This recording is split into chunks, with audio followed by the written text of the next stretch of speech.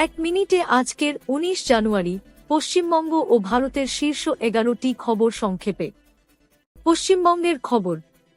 তৃণমূল ক্ষমতায় থাকলে বাংলায় বিনিয়োগ আসবে না, মালদায় সভা থেকে মন্তব্য প্রধানমন্ত্রী নরেন্দ্র মোদীর। ঝাড়খণ্ডে নিহত পরিযায়ী শ্রমিকের বাড়িতে গেলেন তৃণমূল সাংসদ ইউসুফ পাঠান। বাংলায় ৮৩০ কোটি টাকার উন্নয়ন প্রকল্পের উদ্বোধন, ৩টি অমৃত ট্রেনের সূচনা করলেন প্রধানমন্ত্রী। অনুপ্রবেশে পশ্চিমবঙ্গের জনসংখ্যার চরিত্র বদলাচ্ছে, অভিযোগ প্রধানমন্ত্রীর।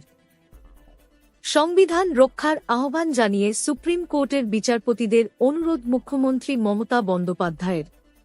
অসাংবিধানিক উপায় ও হিংসার মাধ্যমে এসআইআর আটকাতে চাইছেন মমতা, অভিযোগ বিজেপির। ভারতের খবর। বিচার বিভাগীয় সংস্কার নিয়ে দায়ের জনস্বার্থ মামলা খারিজ সুপ্রিম কোর্টের, একে পাবলিসিটি ইন্টারেস্ট লিটিগেশন বলল আদালত। দুর্যোগে দেশের ভরসার স্তম্ভ এনডিআরএফ বললেন স্বরাষ্ট্রমন্ত্রী অমিত শাহ। এসআইআর নিয়ে সুপ্রিম কোর্টের নির্দেশ। ব্লক ও ওয়ার্ড অফিসে অসঙ্গতিপূর্ণ নামের তালিকা প্রদর্শন করবে নির্বাচন কমিশন। মানহানির মামলায় আদালতে হাজিরা এড়ালেন রাহুল গান্ধী, পরবর্তী শুনানি ফেব্রুয়ারিতে।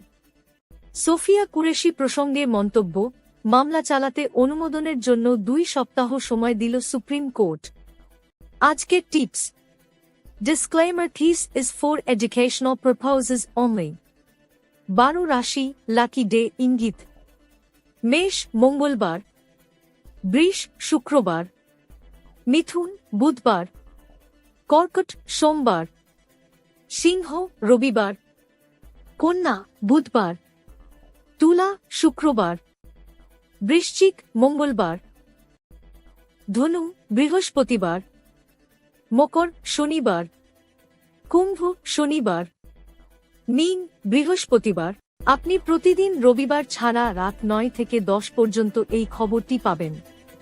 যদি নতুন সদস্য আপনি এই খবর থেকে সন্তুষ্ট তাহলে সাবস্ক্রাইব করুন, শেয়ার করুন এবং এই ভিডিওটি লাইক করুন এবং পরবর্তী ভিডিওর জন্য অপেক্ষা করুন। যে কোনো পরামর্শ থাকলে কমেন্ট করুন।